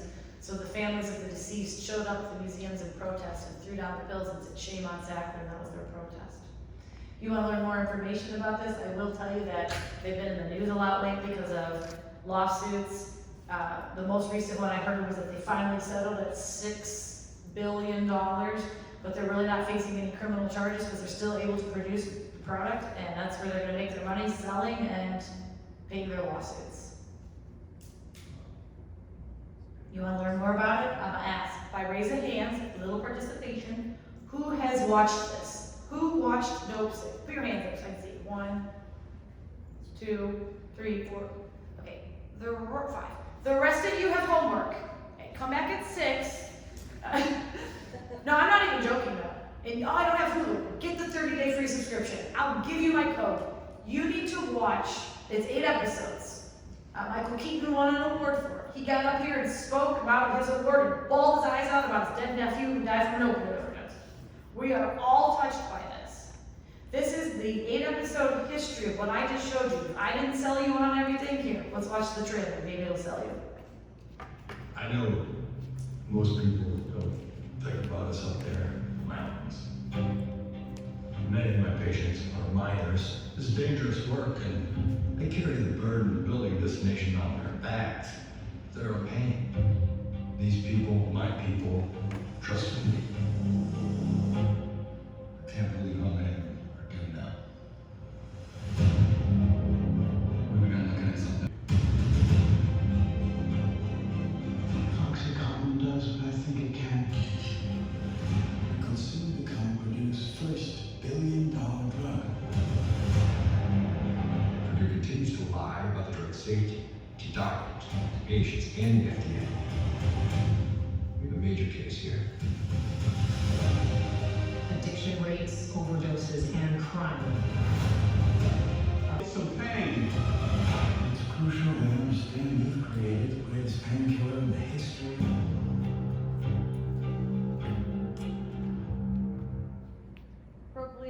Appropriately titled Dope Sick. Anyone interested in watching it now? I've seen it twice. I had friends who watched the first episode and was texting me like, "This doesn't make you mad? Oh my god!" And I'm like, It should. We shouldn't have to lose people. We shouldn't have to lie to people. Again, full circle, right? Education, being knowledgeable, being prepared to make better decisions. Let me show you a few more things. That's the book version. If you want to go back to the history of the grandparents of the Sackler family that were selling the Valium, that's a very big book. What's his name? Patrick Keith, like he wrote a great, did some research. I read that too, and that's very that data. We don't have time for all these videos. I don't want to I'm trying to filter my mouth, but I'm awful at it. But look what the FDA keeps doing and improving. We have Zohydro, 50 milligrams of hydrocodone, 10 times stronger than Vicodin. Disuvia, 10 times stronger than fentanyl. I understand fentanyl has legit medical purpose. If you did not know that, that's where it started, that's where it should stay. But black market has made it profitable. Wait till I read to you what I just was screenshotting on my phone as I was over there on the side. It came through my news feed 31 minutes ago. I'll read to you in a minute. But we are all about money, money, money in this country in every capacity. I don't care if you're illegal or if it's the cartels or it's pharmaceutical or whatever. Money, money, money drives everything. But let's make sense of it all. Heroin purity is also through the roof. It's not single-digit purity anymore. Heroin, just like marijuana, 60 to 90% purity. It can look like a pill. These are photos from Scottsdale PD in Arizona showing that it's pressed a lot of the time. That's the photo of the year I was telling you about from Time Magazine. They did put another big piece in there. So if you Google, Time Magazine, I can send you the link. If you email me, I'll give you guys all my email in a second. They lived. That's not death. That's Narcan woke them up. If you actually watch the video where people look like they're in yoga poses on the side of the road stuck from overdosing, 50 times stronger than heroin with the fentanyl, and welcome to America, right? I hate that stat. Fentanyl overdoses are the #1 cause of death for 18 to 45-year-old adults currently in this country. We are all being poisoned. Deadly dose, we talked about it. You guys talk again, I give all of the first responders all the credit in the world, knowing that you guys can be accidentally poisoned, exposed to pills, powders. I don't have enough time to show it. Another officer in Phoenix just sent me a video. We were talking on the side over here from Maryvale PD, where some suspect dumped his blue fentanyl pills all over the street in the getaway. And the PD's picking it up. And I'm like, oh my gosh, what if they leave a pill on the ground and kid gets it? Just pure poison in some of this stuff.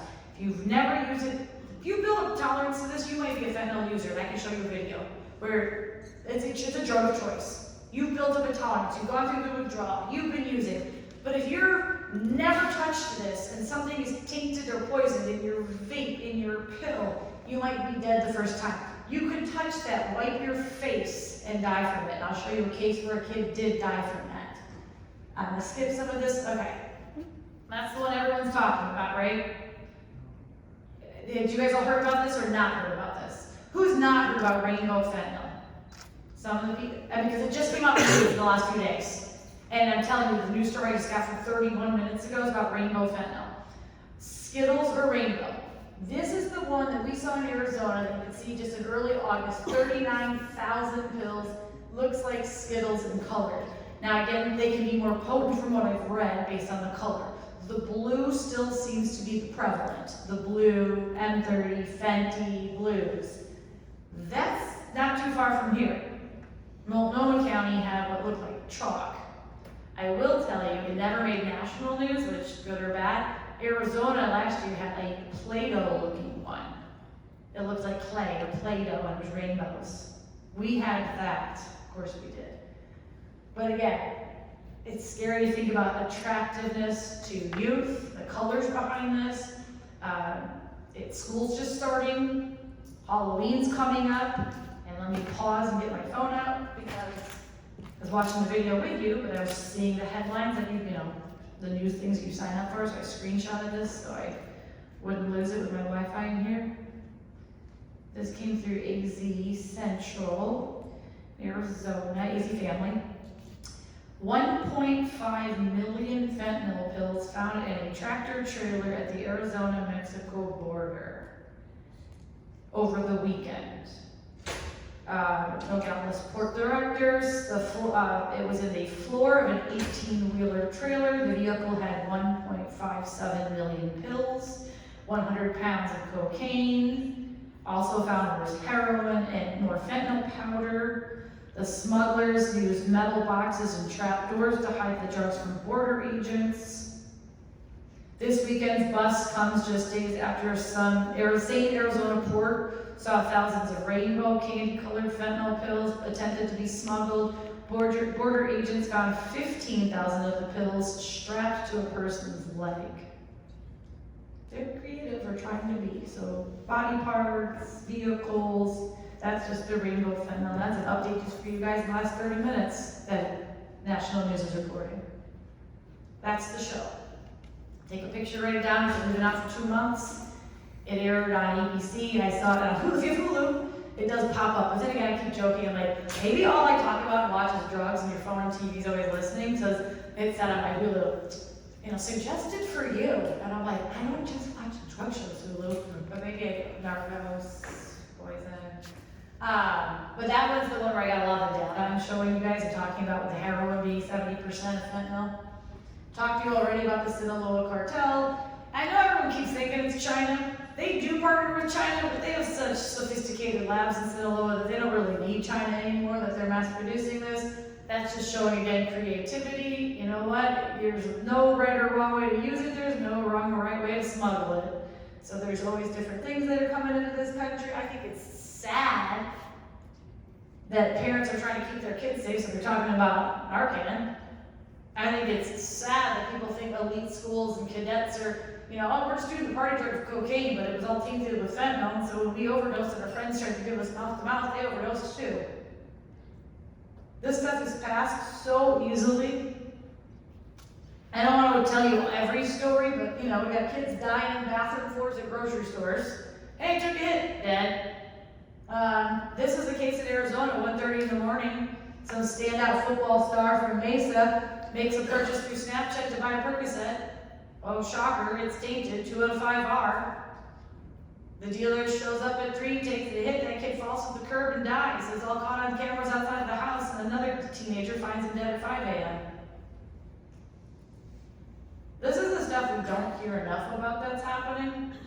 While I was flying here, I don't read a lot, but I read an entire book. I read Victoria's Voice, and this is from my school resource officer conference in Phoenix.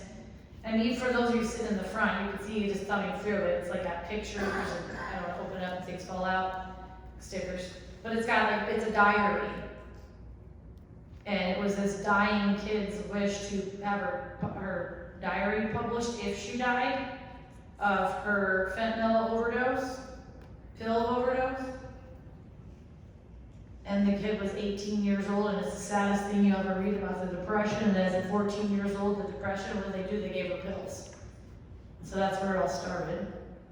But one of the worst things, I can show you the book if you want to stick around, fentanyl's cut into everything. That's that slide showing you, nothing's plain. Every single drug tested today. I just read you, so I don't need to show you that. I do a lot with law enforcement, so I try to go over cases. Poor Arizona. I'm always gonna have work. That was last December, another 1.7 million fentanyl pills and 10 kilograms of powder. Again, things I wouldn't say to kids or not a lot of people, but I trust all you, and I think about things like ventilation systems with powders, the potential for poisoning. I'll say it to a kid, I'll say it to you. We all need to know our bodies and trust normal. If I start to feel sick, I don't know you guys. What if I'm embarrassed? I'm hardly embarrassed. That's the good thing about me. I would go up and tell you, I feel like I'm gonna throw up. I feel lightheaded, nauseous, and then let's say I do, and I pass out in the bathroom. And thank God I'm among good people here. Someone tries to help me, you could at least say, she told me these symptoms. We all need to know our bodies, speak up and advocate for ourselves, because people are being poisoned and dying, and there's good data that I told you when I started this class. Deaths among 10 to 14-year-old kids have tripled in a year. We've lost over 200,000 years of potential lives with these kids. It's not just the pretty little stuff that's out there that's luring them, the old school stuff, it's patches and swabs in the mouth. I mean, hospice was monitoring this. You might do a swab in the mouth. You don't even eat that thing. It looks like a lollipop. You'd be poisoned. But as a former college instructor, I'm telling you, kids would tell me they'd suck on those patches, the fentanyl. I had one kid tell me, I didn't know how cool fentanyl was until I got older. I took my dad's patches, I put them on my arm, and I heated it up with a hairdryer to release it faster. I was like, we're all so creative. But I loved that class because I would make them write essays on like how to beat a drug test, the most creative way to get high. And I'm like, you guys are really gonna answer my questions and write this out for me? I just took it and put it in PowerPoint and told all of you. So that was the best class ever. But again, you can see, like I said, the blues, the stuff you know. That's the girl that died that touched it. Hannah was 17 years old, Prescott, Arizona. She moved her boyfriend's fentanyl pill. She picked it up and moved it. She did this. Rubbed her nose. 33 minutes later, she went to sleep permanently on her mom's couch. And it was caught on camera. That's the interview with her mom, another officer, and myself.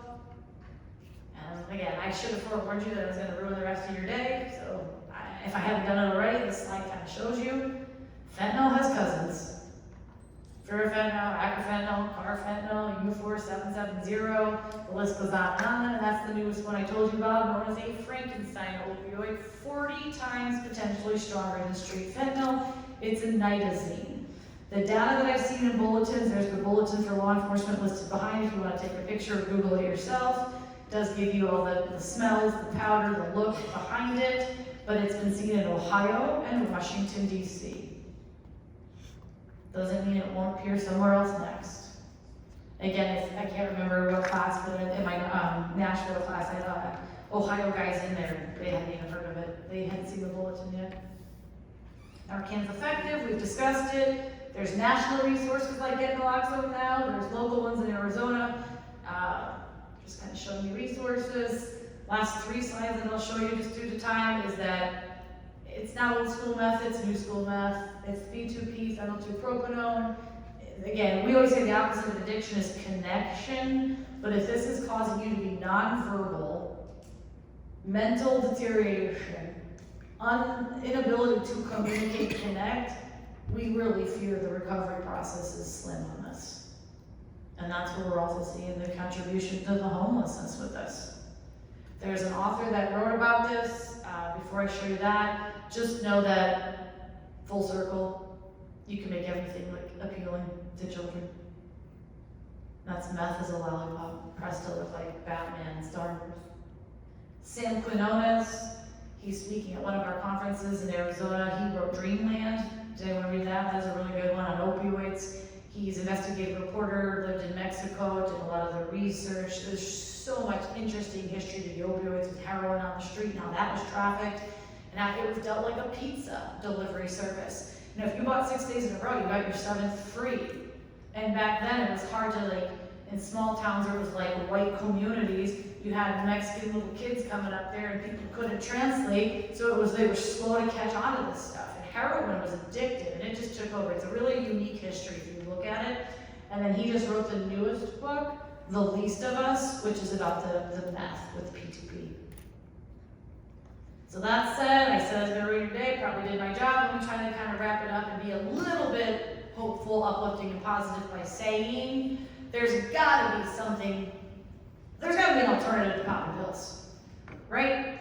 To each his own. I enjoy exercise. I got up, did my run this morning like that, and a lot of the time it's just because of what my job is. I'd rather have just an hour to myself to mental clarity. So meditate, read a book. Maybe don't read all the books I suggest, that doesn't always help. Pet a dog. And I'm not even saying that to be funny. Animals save our lives. I'm gonna show you that. Art therapy. I have a friend who's in recovery from methamphetamine. I will tell you, if you were in Arizona, you would know who he was, because he was a lead news anchor that everyone loved. He walked away from that big old career job of his to start art classes for people in recovery. I'll show you him in a second. There's, my point, other things to do to fill time that don't have to be about consuming medication. My friend Brandon Lee, Emmy-winning news anchor, like I said, left that career. He even had a shot at Good Morning America, left that career. He grew up in a affluent community in LA area, Lagoon actually. But anyway, he hid that big meth problem that he had, he overdosed. He'll tell you, he's like, dude, I overdosed on methamphetamine and they took me to the hospital. I was on the street naked and I was supposed to be working the news that night. He's like, I was living a double life. They fixed me, got me better. I went out to the parking lot where my Jeep was, and I took another hit, and it was the second one that almost killed me that I realized I need to stop this. He left the news to write a book. He came back, worked for like 2 years, and then he was like, I'm out. I'm sick of the judgment. I need to do something else. And he started Art of Our Soul. You can look him up. We send a lot of our clients to him. I will tell you about this because it's like, it takes a community, right? This again is in Arizona, but I'm a part of things like CARE, our Celebrate the Art of Recovery Expo.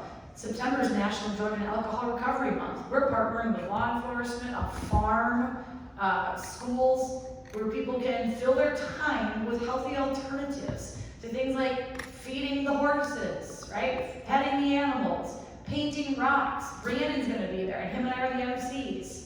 And we got the side of a barn donated. We're gonna put hands on the barn for Hands in Recovery. Which, hey, I am personally inviting you all if you want to come to Arizona to my event, September 24th.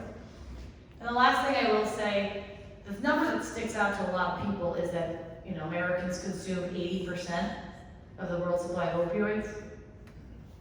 American household, second stat, 70% of us have pets in our house. I want to validate that. How many of you have a pet in your home? How many of you love your animal? You better love your animal. I say that because American culture is, we treat them like family, don't we? Don't tell me they're not in your little Christmas photo or they have a little outfit. We treat these animals like little people. And where was the stat? I skipped it and I came back to it. Dog owners are less likely to suffer from depression than those without pets. Petting a dog or a cat will elevate serotonin and dopamine. People 65 years of age and older visit their doctors 30% less. You're more likely to survive your heart attack. I actually just watched a show on TV called An Animal Saved My Life, and apparently they can wake you up when there's a fire, and they can stop burglars. I learned so much on this show. I was chilling my dog, I'm like, taking notes. Speaking of, these are my kids. And I have to show you that, right? Because the little one that's not so little anymore turned to 11. I'm like, Bricks, watch this. Usually he does working over the animals, but he's like, so maybe he got it. But my point is, see, I got a little left. I got a few odds. But if I'm standing in a bunch of front of kids right now and I show my dogs, do you not know the class is over because everybody's like, oh, my cat, my pet, my dog. And I'm like, that's fine. The class can be over. Because I want them to have a natural high, an emotional high, not a chemical high. To each his own. You all don't have to love dogs as much as I do. That's my happiness, my PowerPoint, my presentation. I'm going to share my stuff. That's my world right there. And that might be some reason for me to reduce the risks in my life to make better decisions.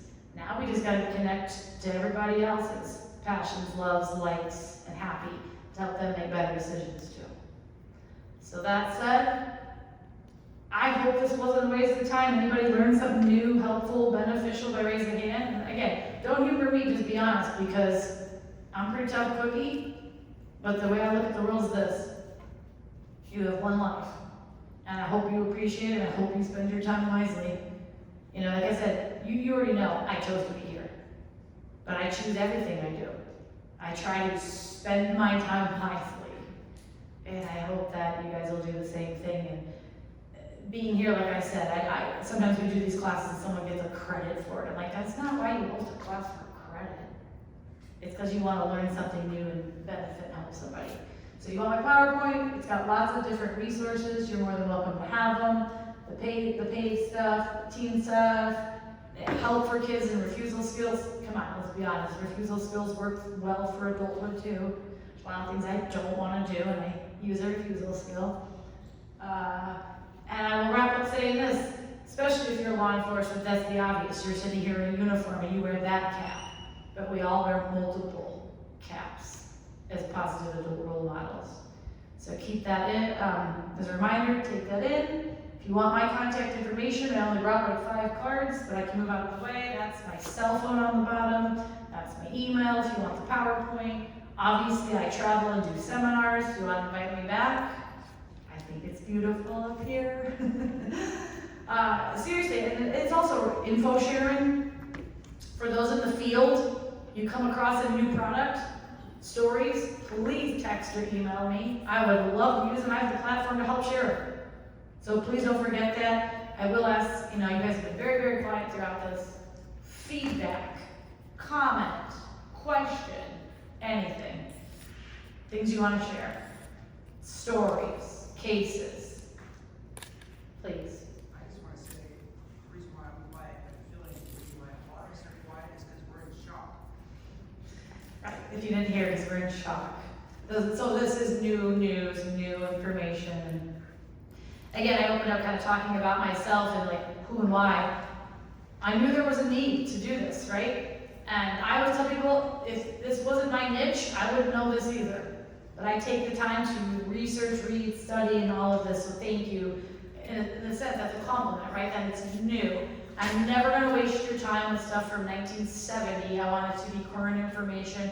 And actually, the way I speak to you, I just naturally do who I am, but I hope it lights a fire under your butt. Like, I hope it makes you want to be fueled up to help and talk and do something about this. If you're just sitting there like, oh, well, whatever, this is our day in, day out, and work, why are you here? Why are you in that field? You have one life. Like I said, I'm not afraid to be harsh with everybody. I just get really passionate about this one life. Side note, like I said, just coming up here, I took in every moment to stop and take a picture, see Cannon Beach, see Astoria, stop. I went to Costco and made friends in Morganville or somewhere. And it made me smile. I'm not sad that I did it by myself. I try to just embrace life every single day. It's a gift. On the THC, with the heavy dosage that's being put out there, are people overdosing and dying from that? Well, not plain THC on them. They're more likely to impact their behavior and what they do. So again, that's increasing the likelihood of outbursts, violence, panic attack, paranoia. It doesn't necessarily kill them if they overdose and die from it. It's just more inducing of risky behavior. Deterioration, if that video would have played from the Today Show one, that's where the kids said like we weren't functioning adults. We weren't high level functioning. We just wanted to get high. So behavior. Do you feel like the THC piece of it is adding to the mental health crisis? Yes. I think they all are. Every chemical, that's why I call it chemical. So I live in our county is about third super rural. People are very conservative, and when we bring this up, I'm accused of being liberal, too compassionate, and Why should we care? This is the problem, this is their choice. It's our taxpayer dollars, why should we fix this? How do you shift that culture? That's so sad. It is sad. Again, look at what they said even in the video. What do they say? They all want to be addicted. Yeah. Their What? choice. Yeah. And again, I don't want to do the whole politics thing because I love people. I don't care what. You should love your life. And that's where I get into people. I was like, don't you want to know more? Half the time, I go to training because I want to know more. I'm not law enforcement. I beg to go to the cartel conference because I want to know more information. And I think it's just people either are embarrassed, think it's not their problem, don't think it impacts them. So I get invited to some Latino gang conference. I'm like, first of all, I don't speak Spanish, just because Siete, I don't. And then, wait, I don't do gangs. And they're like, drugs fund gangs. You need to speak, and you will be the piggy, they'll piggyback off of you. I'm like, okay. So I guess what people don't connect is drugs fund gangs, criminal behavior, everything coincides and connects. And until someone is impacted personally, I love that you asked that, like, how many of you have been impacted by this? It's not Kevin Bacon's 6 degrees of separation, it's 1. So sometimes, like, what we're doing, what I'm trying to do here, is just have a conversation about it and challenge people's thinking. Because I'm not telling you right or wrong what to do, it's just challenging your thinking to care about the one life that you have in the community you live in. Tell me that it doesn't apply that way. I want to be safe in my community. I want people that I love to live. Am I wrong about that? The way you say it? I asked someone else to add to that. Because I knew coming up here too that I might even face some challenge questions about this. And I was like, I can't force someone to love themselves. But I'm not afraid to say I'm in love with myself. And I want to live a full life. And some people's are done at what, 20? I'm so glad my grandparents, 92 years of age, that was pretty awesome. We're burying kids at 18, 17, she touched her face. This is real. And I'm happily shocked, when you say shocked, I'm happily shocked with this turnout. I've done this for 20 years. You know how many times, like back in the day, like 2 people show up? It was going to be an intimate conversation, but I'll stay. Real concern is the legalization of the recreational. How are we going to get that to switch back? How are we going to, because the control is gone. Yeah, I get it.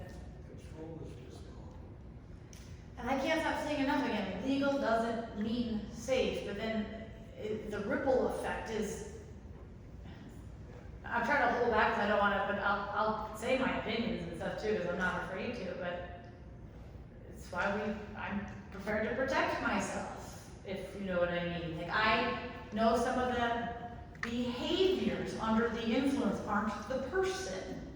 It's, again, as you asked the question, the mental health, the deterioration, the change. Okay, so during the pandemic, I'll say this, like, I have so many of my friends whose kids are at home, hey, can I give my kid your phone number? Can she text you, or can they reach out to you to talk to you because they're struggling and I know they don't want to talk to me?